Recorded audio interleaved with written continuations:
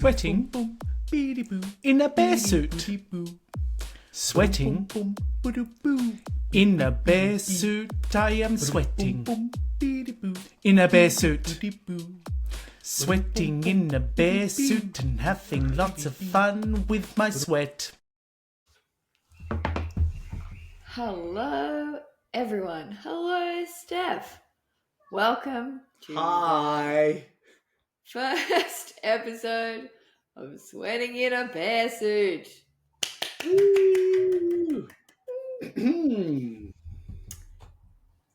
So, what is sweating in a bear suit? We don't have a byline yet, so we're going to just play with this each week or fortnight. Steph, you are giving it a go first. Because you are business boss lady and I am creative director, I'm coming with a creative suggestion. So at the start of every episode, it goes, sweating in a bear suit. And then this is what someone says. Sweating in a bear suit. We're talking about thinking for work. We're thinking about talking about thinking for work. We are talk, think, work, talk. Get sweaty. Get around it. I feel like it needs a yeah. Just to make it more weird. Yeah. Because bear in mind, G, that just before this, the intro song has talked about playing with sweat. So why not? Yes. We're here. We'll workshop it next week. New suggestion. Yep. Okay. We will continue to work. Great. So we are attempting to record episode 1 of a series of podcast type things. The first one is just about who on earth we are, why we're doing this thing. So we are 2 people, we also have a company, and we have this podcast. You will find out by the end of this what it is. Steph. We hope. Who are you? So who am I?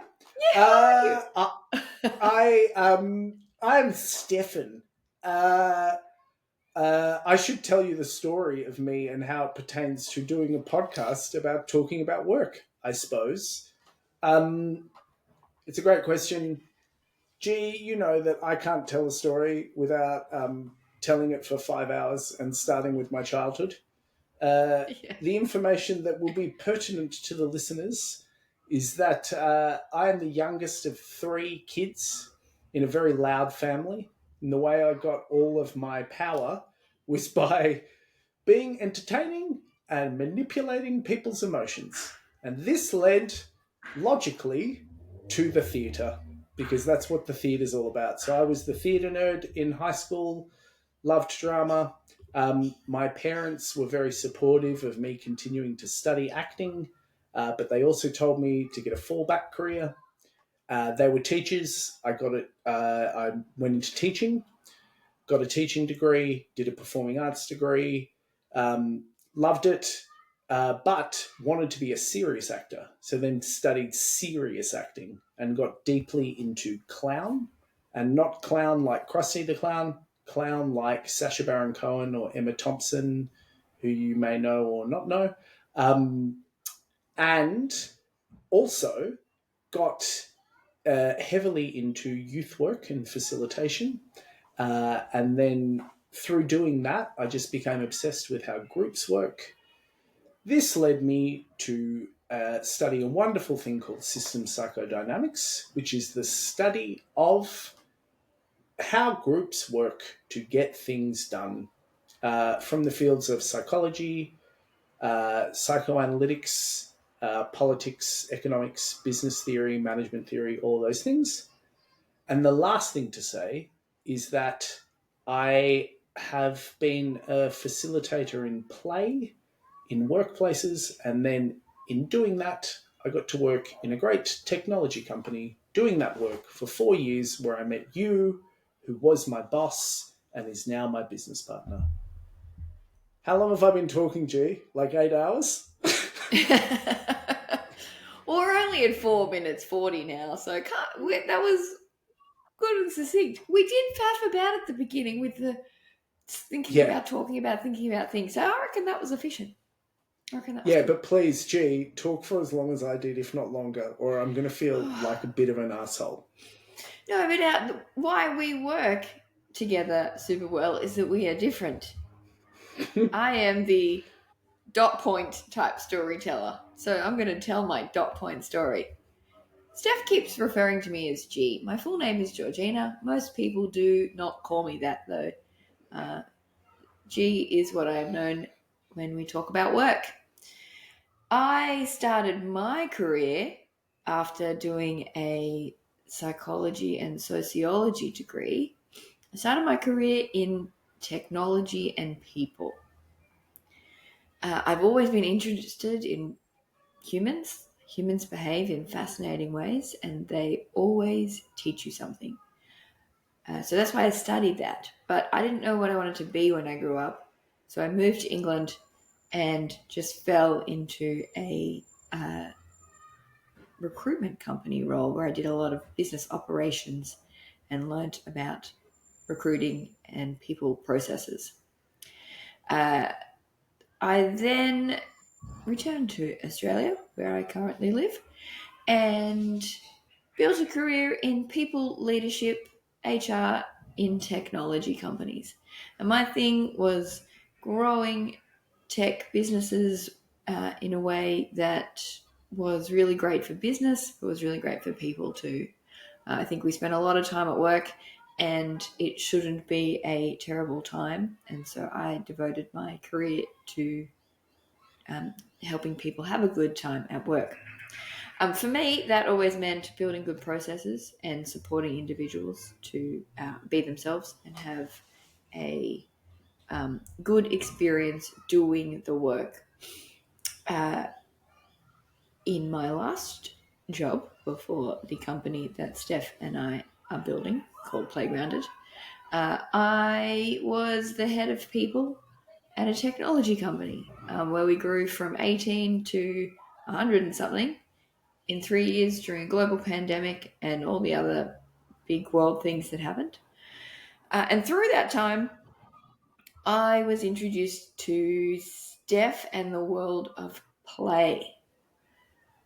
And aren't you lucky? Aren't I lucky? I would describe myself until meeting Steph, and even for many years after meeting Steph, as a play skeptic. Whenever someone would come and talk to me about play at work, I was like, I don't have time for that shit. It doesn't help me do my job. It's not even fun. I would have, let's go play ping pong or games or go in escape rooms and do things I personally did not find fun. Let's do a role play. Oh, a role play. None of those things are fun for me. And looking around the rooms that I was in, those things were not fun for other people either. What working with Steph taught me is that is not play in the sense that does not help the work get done. But there is play and work that is somewhat the same thing. And when you get there into the play state, not only do you have a better time at work because people are enjoying themselves at work, which was always my goal in my HR lady roles, they're actually doing better work more effectively together. They're collaborating. They're doing awesome shit. And that's why we go to work. Get shit done. This is great. Can I add a digression? Oh yeah. I don't think I've ever asked you this, G. But you know how you're like, play skeptic.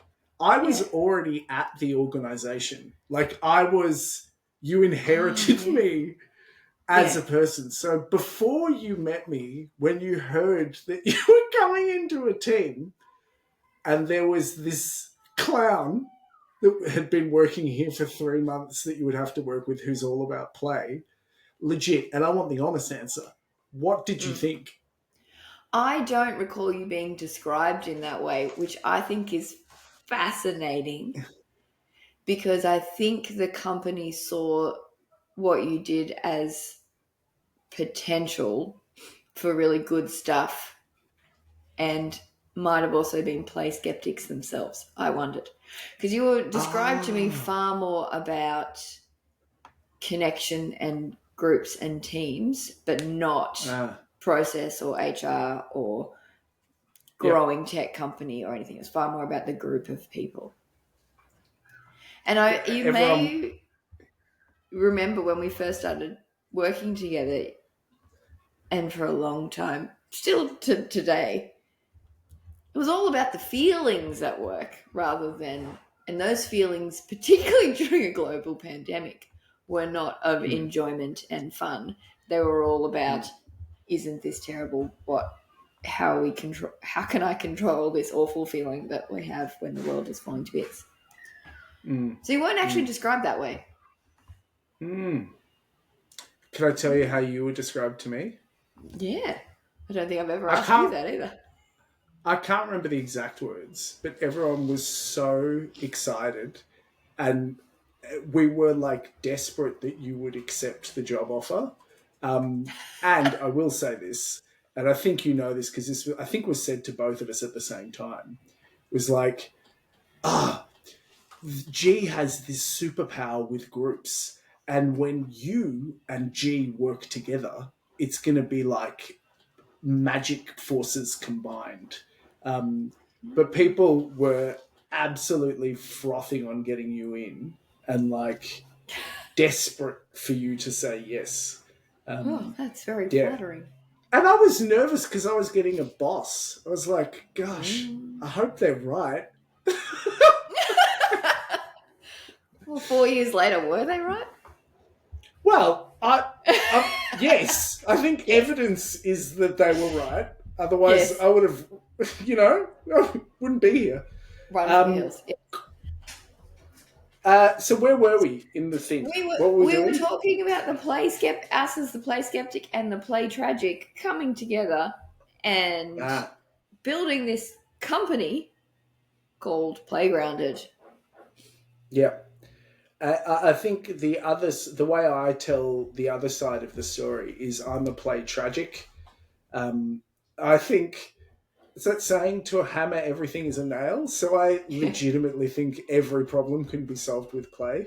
And that may not be true, but I think it. And so I've always believed in play and its ability to get people to come together so as they can solve problems together. But before I did my very technical study in the field of system psychodynamics, all I knew is how to get people to engage with a task. I didn't really know how to pick a task that was actually useful for a group to succeed in what they were doing. So the way I describe it is I could get people's attention, but then once I got their attention, what they did, I didn't know. And for me, working with you was about learning that engagement is really important and you have to have a really clear mission and a strategy so as you can then, when people are engaged, they know what it is they've got to do. And I think that's the two sides of the coin, because I think on the other side, if you have all the plans in the world but there's no engagement, well, no one will do the plans. So you kind of have to mix the two together, and then you get this magic alchemy where the group becomes bigger than the sum of its parts. Awesome. And that is what we are trying to bring to the world. Yeah. Work shouldn't be as hard in a bad way, as we are hearing around the place. So that is why Which is the next episode, isn't it? Isn't the next episode about that? It is. Great. It is. So we have this company where our goal as the company is to help people have a better, more engaged experience of work so that work can get better. Because we make this joke that we want to see people build flying cars, and they won't be able to do that if people keep having this terrible time at work. So that's why we have the company. What is this podcast? And why is it called Sweating in a Bear Suit? Steph, you wore the bear suit. What? Okay. You start. There's so many. Okay. I am going to go on another digression because that's what a podcast is for. My background is Italian, and I went to clown school, and there was a clown teacher who was a Frenchman, and a fellow Italian got up and performed a thing, and he said a really interesting thing, and he said this dude did this really good performance, and then he said, "Oh, Italians, they are always lying to us, but we like it." And what I'm going to say is very in that vein. I mean, there's a true reason why we named it Sweating in a Bear Suit, which is not as good as reasons that we will make up. So, we've applied exactly posthumously afterwards. We did a photo shoot where I walked around the streets of Sydney, and I don't live in Sydney, by the way. I live in Melbourne. We are a remote company. But we walked around the streets of Sydney. I was in a bear suit. G was dressed like a normal person. It was a very hot day. I sweated a lot. It was quite disgusting. And then I remember I couldn't get out of the suit because I couldn't reach the zip, and then I was trapped in the thing. It was horrible.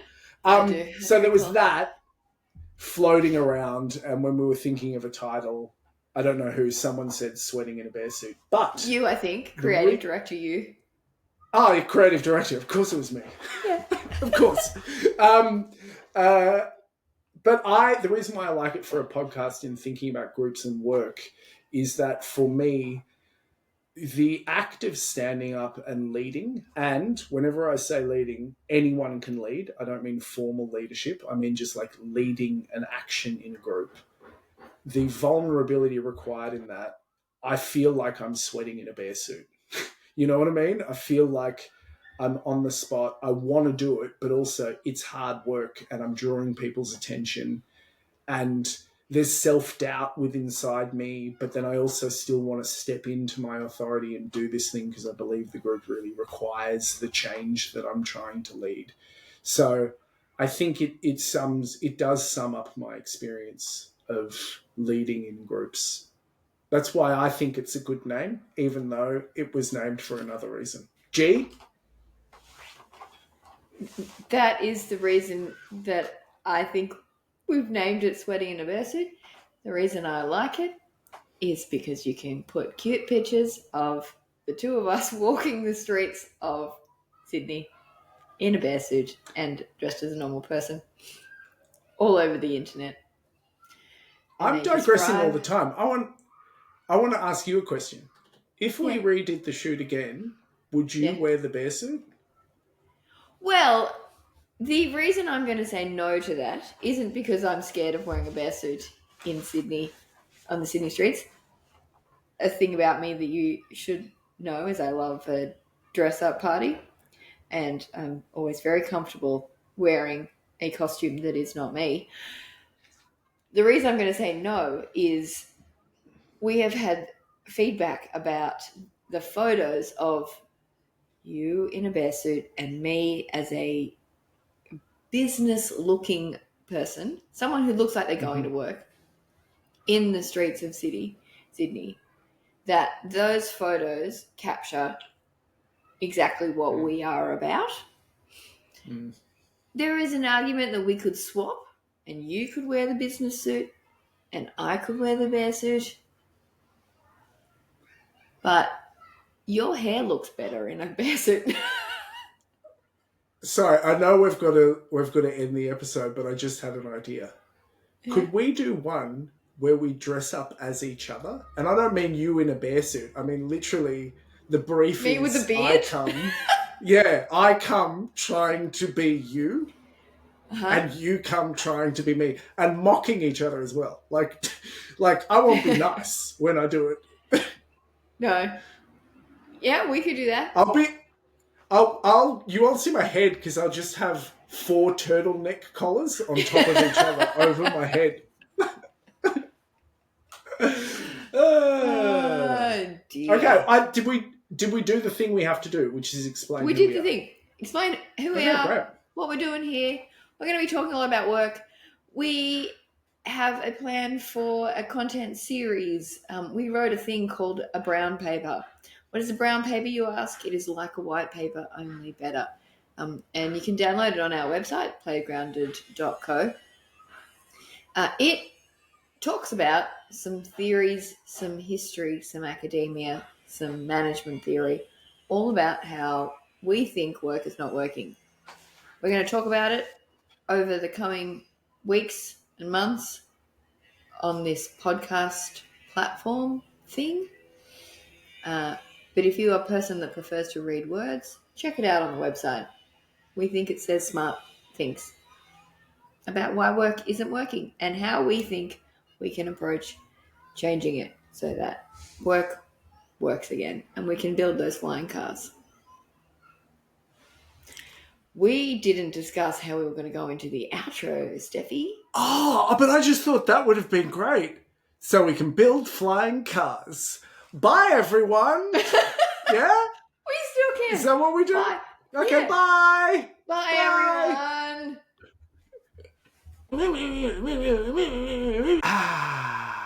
Playgrounded.